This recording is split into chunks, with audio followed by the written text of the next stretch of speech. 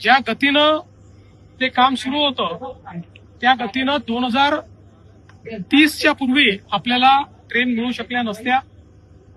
त्यामुळे मध्यंतरी एक बैठक केंद्रीय मंत्र्यांसोबत झाली आणि त्यानंतर त्यांनी केंद्र सरकारमध्ये निर्णय केला आणि केंद्र सरकारच्या ज्या 3 महत्वाच्या कोच फॅक्टरीज आहेत त्या ठिकाणी अत्यंत वेगाने या ट्रेन्स तयार करण्याचा त्यांनी निर्णय घेतलाय आणि प्रयत्न आहे की यातली पहिली मालिका ट्रेन्सची ही 2027 मध्ये यावी आणि त्यानंतर पुढच्या 2 वर्षामध्ये 2029-30 पर्यंत मुंबईच्या सगळ्या लोकल मेट्रो सारख्या आधुनिक, स्वच्छ, सुंदर आणि एसी व्हाव्यात.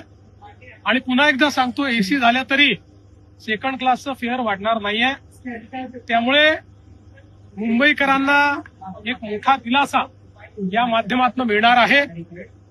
अनेक वेळा मुंबईकर म्हणायचे की तुम्ही सुंदर मेट्रो केल्या, त्यात प्रवास करताना छान वाटतं, पण लोकलचं काय, त्या जुन्याच ट्रेन आहेत. तर आता ती खंत दूर होणार आहे आणि देशातली आधुनिक अशा प्रकारची ही पद्धती या ठिकाणी मिळते. मी मोदीजींचे आणि अश्विनी वैष्णवजींचे मनापासून आभार मानतो.